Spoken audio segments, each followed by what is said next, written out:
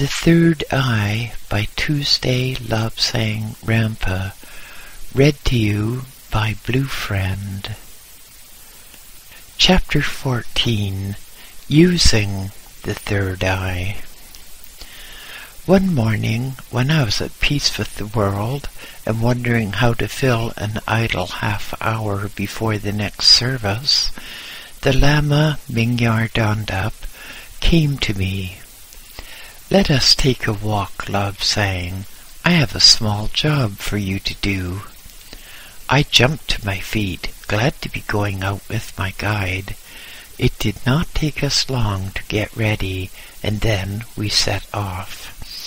As we were leaving the temple, one of the cats displayed marked affection, and we could not leave him until the roaring purr had stopped and the tail started to wag. This was a huge cat. We called him Cat, in Tibetan of course, and that was she-me. Satisfied that his affection was fully reciprocated, he walked solemnly beside us until we were halfway down the mountain. Then apparently he remembered that he had left the jewels unguarded, and off he rushed in a very great hurry. Our temple cats were not for ornament only. They were fierce guardians of the masses of uncut gems strewn around the holy figures. In houses, dogs were the guardians, immense mastiffs who would pull a man down and savage him. These dogs could be cowed and driven off, but not so with the cats. Once they attacked, only death could stop them. They were of the type sometimes named Siamese. Tibet is cold, so these cats were nearly black. In hot countries, so I've been told, they are white, the temperature affecting the fur color. Their eyes were blue, and their hind legs were long, giving them a different appearance when they walked. Their tails were long and whip-like, and their voices, no cat ever had a voice like these. The volume and range of tones was almost beyond belief. On duty, these cats prowled in the temples, silent-footed and alert, like dark shadows of the night. If anyone tried to reach the jewels, which were otherwise unguarded, a cat would emerge and leap at the man's arm. Unless he let go immediately, another cat would jump, perhaps from the holy image, straight at the thief's throat. And these cats had claws twice as long as those of the average cat, and they did not let go. Dogs could be beaten off, or perhaps held or poisoned. Not so with the cats. They would put the fiercest mastiffs to flight. Only men who personally knew these cats could approach them when they were on duty. We sauntered on. Down at the road we turned right through the Pargo Kaling and walked on past the village of Sho, on over the turquoise bridge, and right again at the house of Doring.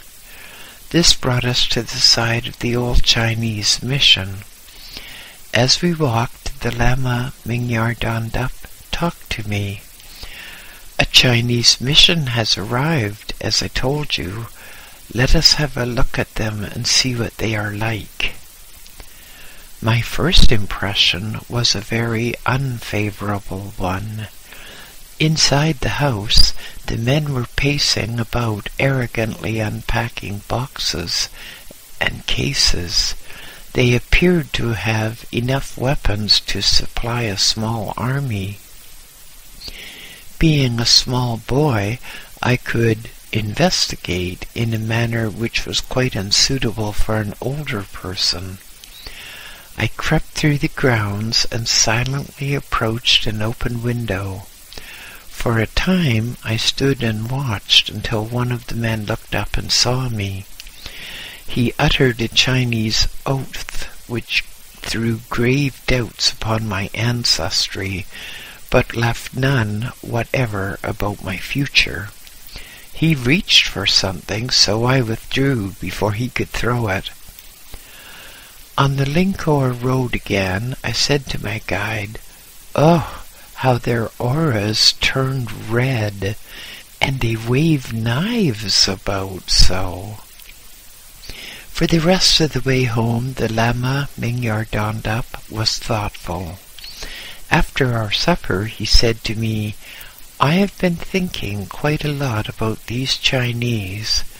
I am going to suggest to the Precious One that we make use of your special abilities. Do you feel confident that you can watch them through a screen if it could be arranged?"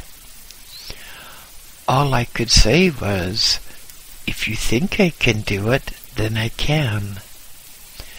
The next day I did not see my guide at all, but the following day he taught me in the morning, and after the midday meal he said, "We will take a walk this afternoon, Lobsang.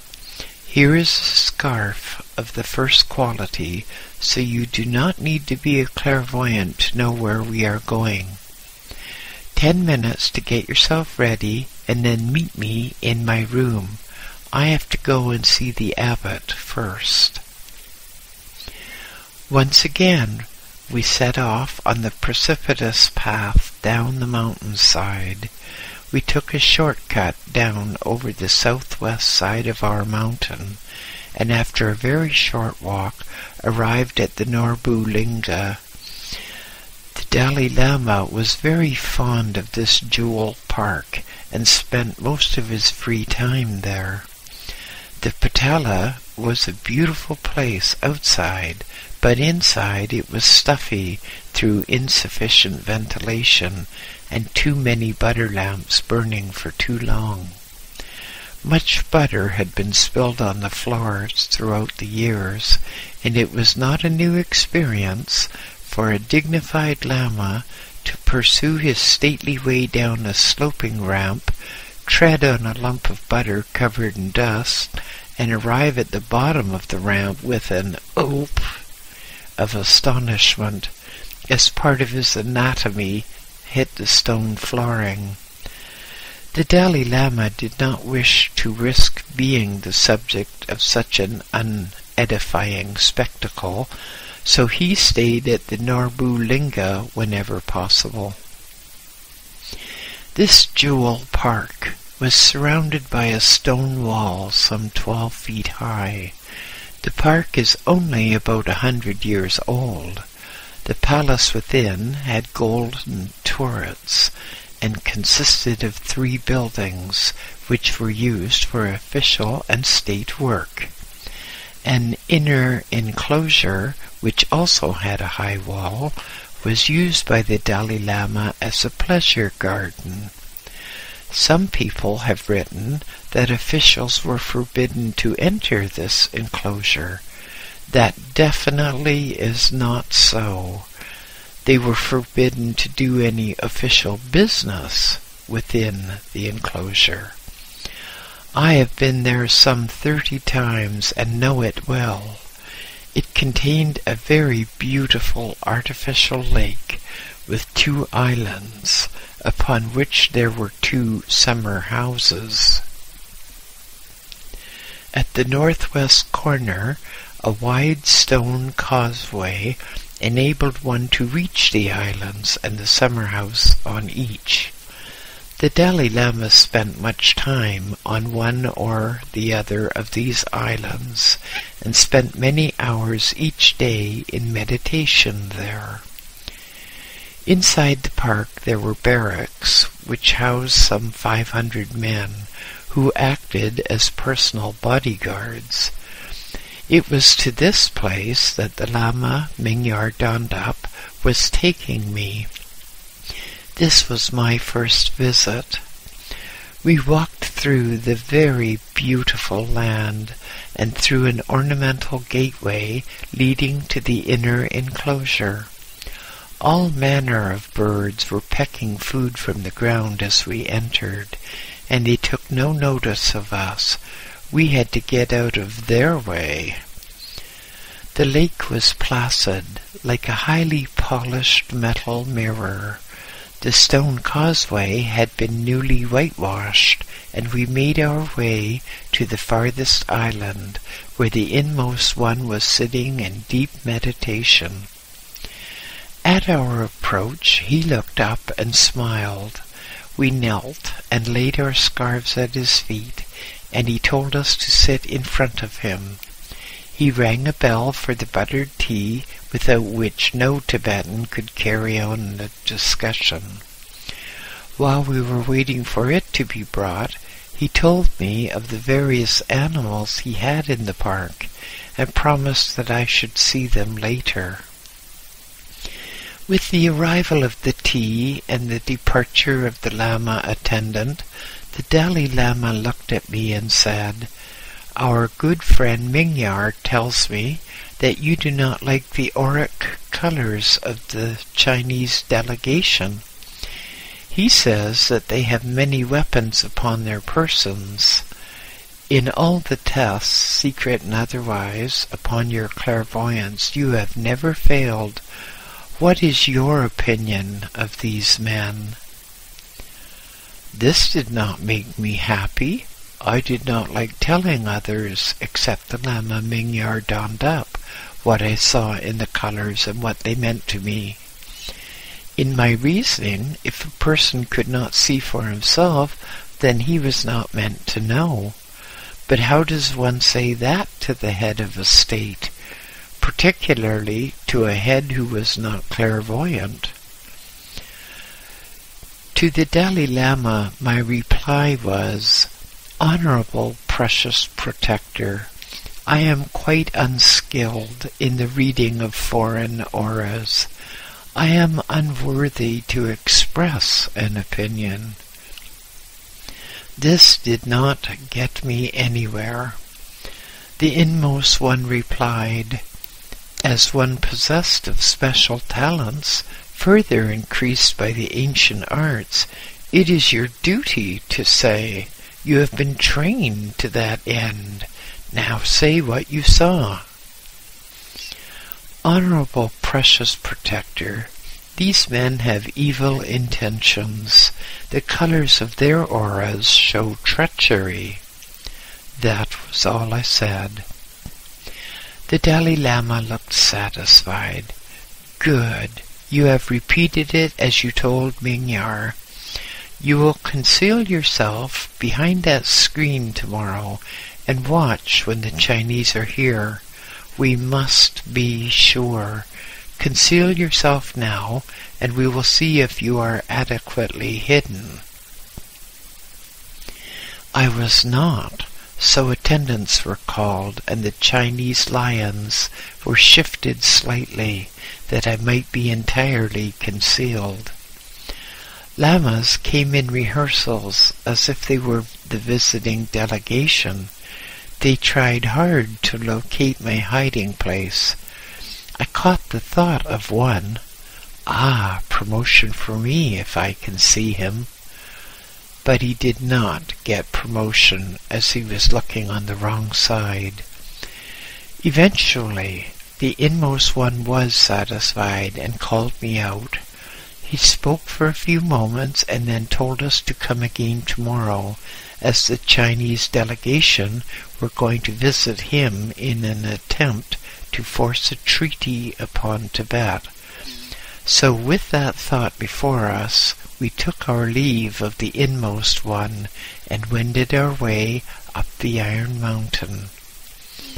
The following day, at about the 11th hour, we again descended the rocky slope and made our entrance to the inner enclosure. The Dalai Lama smiled upon me and said that I must eat. I was ready for that, before secreting myself. At his order, some very palatable food was brought to the Lama Mingyar Dondap and me. Food imported from India in tins. I do not know what they were called. I only know that they were very welcome change from tea, zampa, and turnip. Well fortified, I was able to face the prospect of several hours' immobility more cheerfully. Utter immobility was a simple matter to me, and to all lamas. We had to keep still in order to meditate. From a very early age, from 7 years of age to be precise, I had been taught to sit motionless for hours on end. A lighted butter lamp used to be balanced on my head, and I had to remain in the lotus attitude until the butter was finished. This could be as long as 12 hours, so now 3 or 4 hours imposed no hardship. Directly in front of me, the Dalai Lama sat in the lotus attitude on his throne 6 feet above the floor. He and I remained motionless. From without the walls came hoarse cries and many exclamations in Chinese. Afterwards, I discovered that the Chinese had had suspicious bulges under their robes, so they had been searched for weapons. Now they were permitted to enter the inner enclosure. We saw them coming, being led in by the household guards, across the causeway and on to the porch of the pavilion.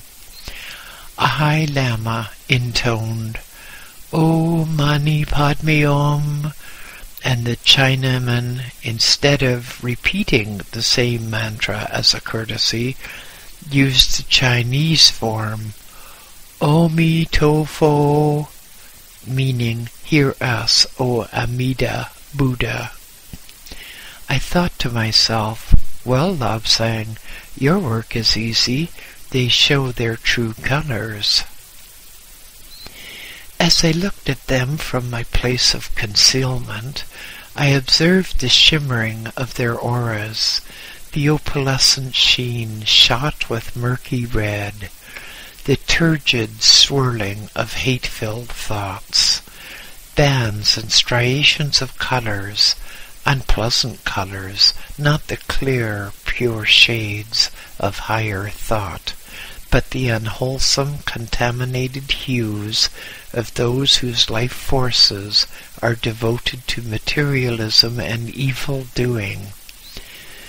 They were those of whom we say, their speech was fair, but their thoughts were foul. I also watched the Dalai Lama. His colors indicated sadness. Sadness as he remembered the past when he had been to China. All that I saw of the inmost one I liked, the best ruler ever of Tibet.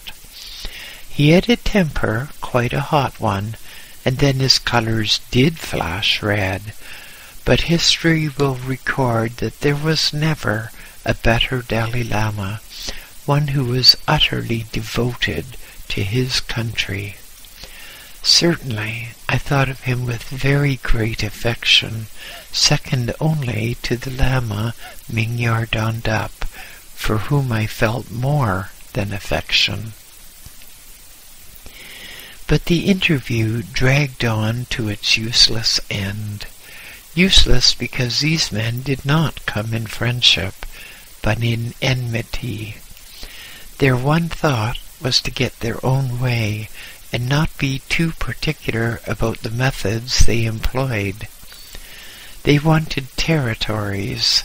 They wanted to guide the policy of Tibet. They wanted gold.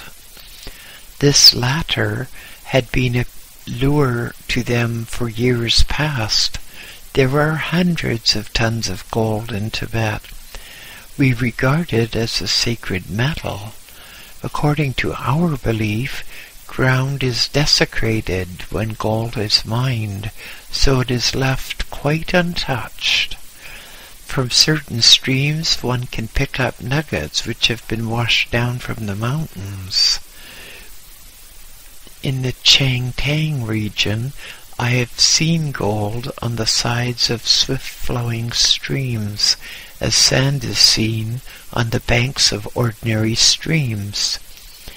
We melt down some of these nuggets or sand and make temple ornament, sacred metal for sacred uses. Even butter lamps are made of gold. Unfortunately, the metal is so soft that ornaments are easily distorted. Tibet is about 8 times the size of the British Isles. Large areas are practically unexplored, but from my own travels with Lama Mingyar Dondap, I know there is gold, silver, and uranium. We have never permitted Western peoples to survey in spite of their fevered attempts, because of the old legend, where the men of the West go, there goes war. It should be remembered, when reading of gold trumpets, gold dishes, gold-covered lies, that gold is not a rare metal in Tibet, but a sacred one. Tibet could be one of the great storehouses of the world if mankind would work together in peace instead of so much useless striving for power. One morning, the Lama Mingyar Dondap came in to me where I was copying an old manuscript ready for the carvers. "Lobsang, you will have to leave that for now. The Precious One has sent for us. We have to go to Norbu Linga, and together, unseen, we have to analyze the color of some foreigner from the Western world. You must hurry to get ready. The Precious One wants to see us first. No scarves, no ceremony, only speed." So that was that. I gaped at him for a moment, then jumped to my feet. "A clean robe, Honorable Lama Master, and I am ready."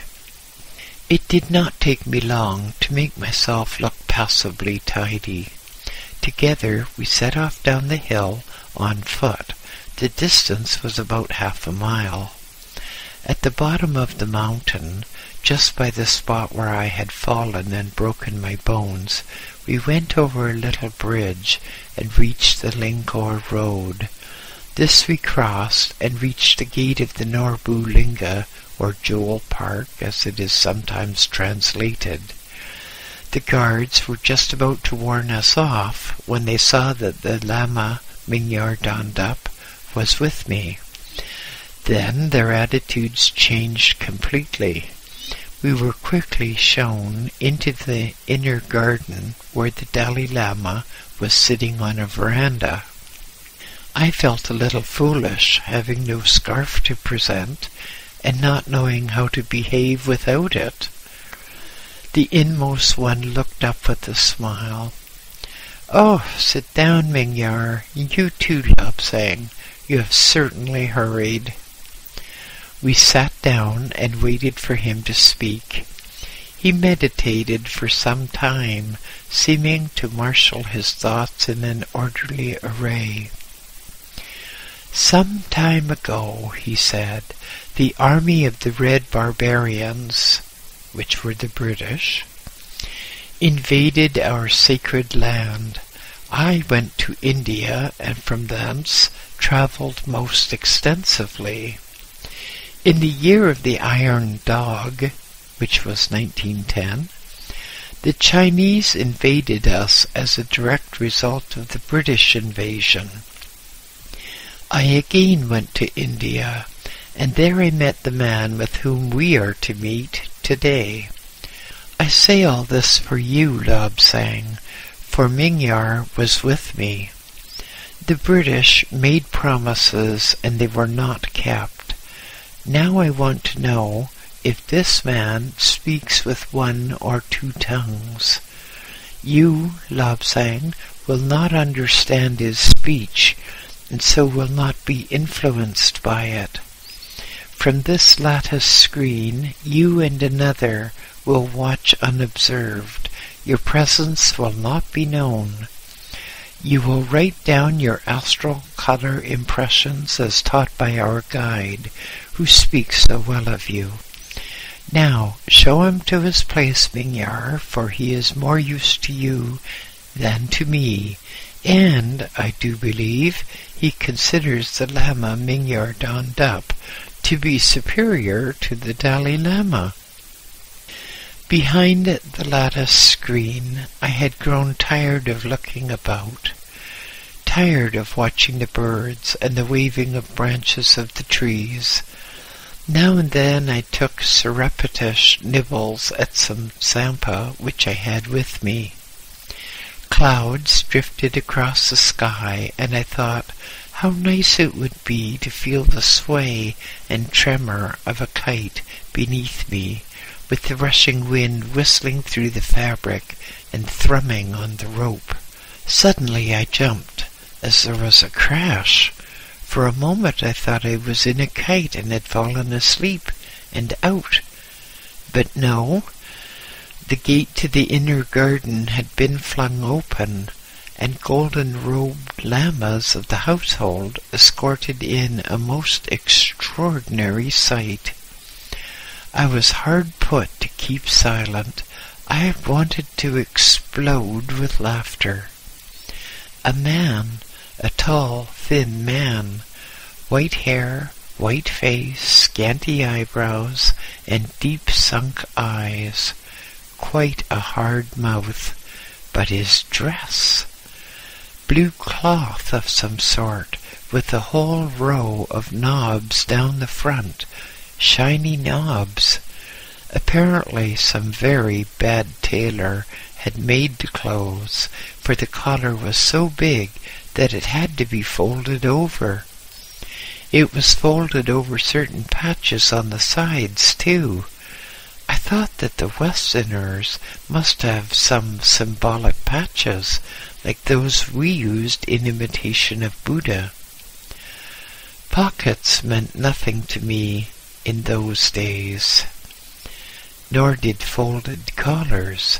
In Tibet, those who have no need to do manual work have long sleeves, which completely hide the hands. This man had short sleeves, reaching only to his wrists. Yet he cannot be a laborer, I thought, for his hands look too soft. Perhaps he does not know how to dress. But this poor fellow's robe ended where his legs joined his body. Poor, very poor, I thought. His trousers were too tight in the leg and too long, for the bottoms were turned up. He must feel terrible looking like that in front of the inmost one, I thought. I wonder if someone his size will lend him proper clothes. Then I looked at his feet. Very, very strange. He had some curious black things on them, shiny things, shiny as if they were covered with ice. Not boots of felt such as we wear, no. I decided that I would never see anything stranger than this. Quite automatically, I was writing down the colors I saw and making notes of my own interpretation of them. Sometimes the man spoke in Tibetan, quite good for a foreigner, then lapsed into the most remarkable collection of sounds that I had never heard. English, as they told me afterwards when I again saw the Dalai Lama. The man amazed me by reaching into one of the patches at his side and bringing out a piece of white cloth. Before my astounded eyes, he put this cloth over his mouth and nose and made it sound like a small trumpet. Some sort of a salute to the Precious One, I thought. Salute over, he carefully put away the cloth behind the patch. He fiddled about with other patches and brought out various papers of a type I had not seen before. White, thin, smooth paper, not like ours, which was buff, thick, and rough. How can one possibly write on that, I thought. There is nothing to scrape away the crayon. Things would just slide off. The man took from behind one of his patches a thin stick of painted wood with what looked like soot in the middle. With this he made the strangest squiggles I had ever imagined. I thought he could not write, and was just pretending to, by making these markings. Soot? Who ever heard of anyone writing with a streak of soot? Just let him blow on it and see the soot fly off. He was obviously a cripple, because he had to sit on a wooden framework which rested on 4 sticks.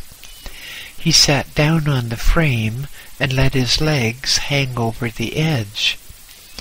I thought that his spine must have been damaged, because 2 more sticks from the frame on which he sat supported it.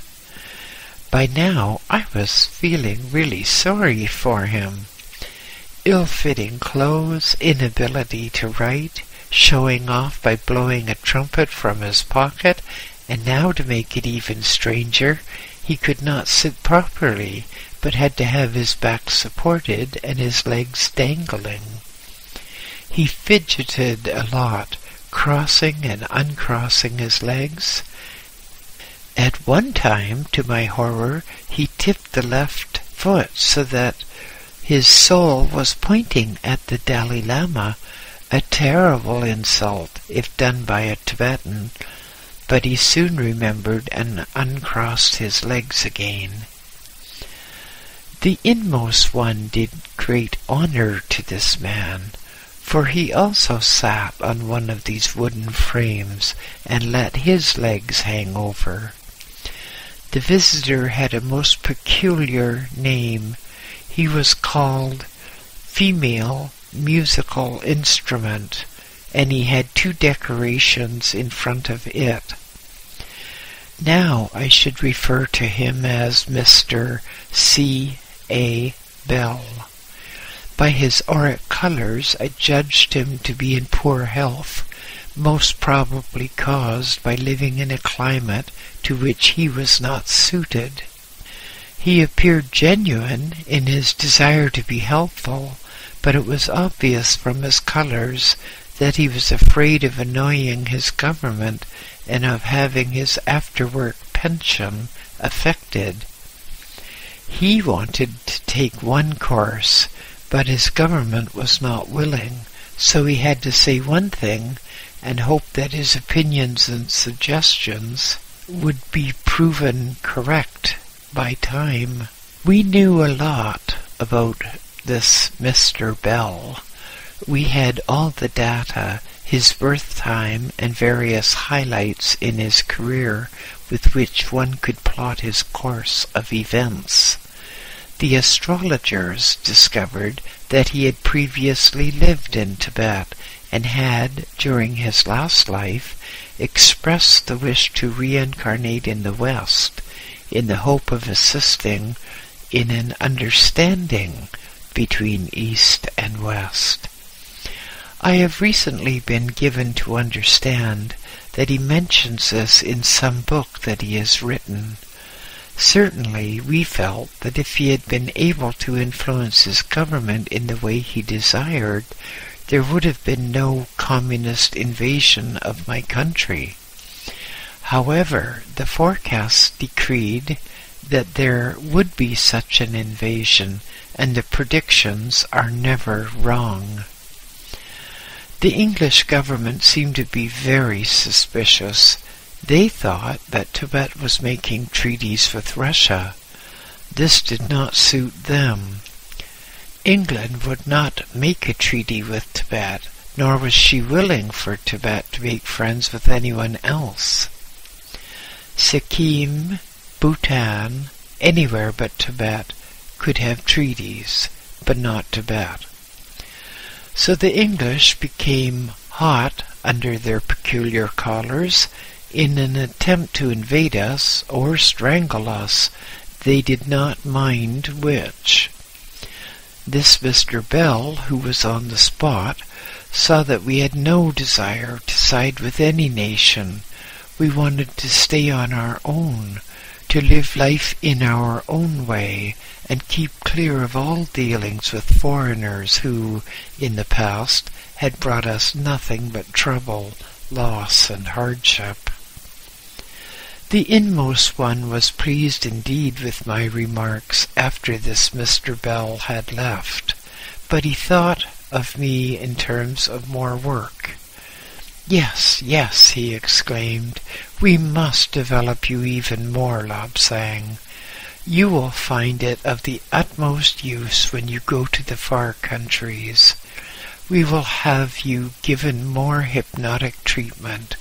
We must cram in all the knowledge that we can." He reached for his bell and rang for one of his attendants. "Mingyar Dondup, I want him here now," he said. A few minutes later my guide appeared and made his leisurely way across. Not for anyone would that Lama hurry, and the Dalai Lama knew him as a friend and so did not try to hasten him. My guide sat beside me in front of the precious one. An attendant hurried along with more buttered tea and things from India to eat. When we were settled, the Dalai Lama said, "Mingyar, you were correct. He has ability.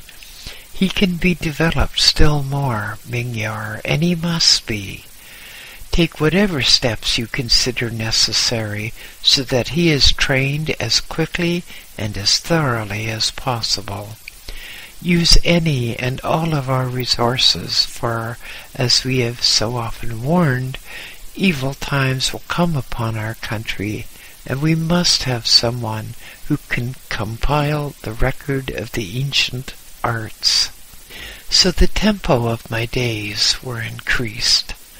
Often from this time I was sent for in a hurry to interpret the colors of some person, perhaps that of a learned abbot from a far distant lamasery, or a civil leader of some remote province.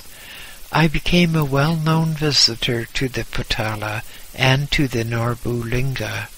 In the former I was able to make use of the telescopes which I so enjoyed, particularly one large astronomical model on a heavy tripod. With this, late at night, I would spend hours watching the moon and the stars. The Lama, Mingyar Dondup, and I frequently went into Lhasa city to observe visitors. His own considerable powers of clairvoyance and his wide knowledge of people enabled him to check and develop my own statements.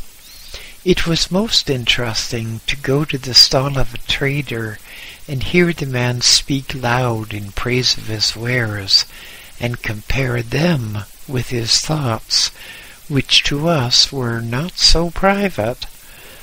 My memory, too, was developed. For long hours I listened to involved passages and then had to say them back.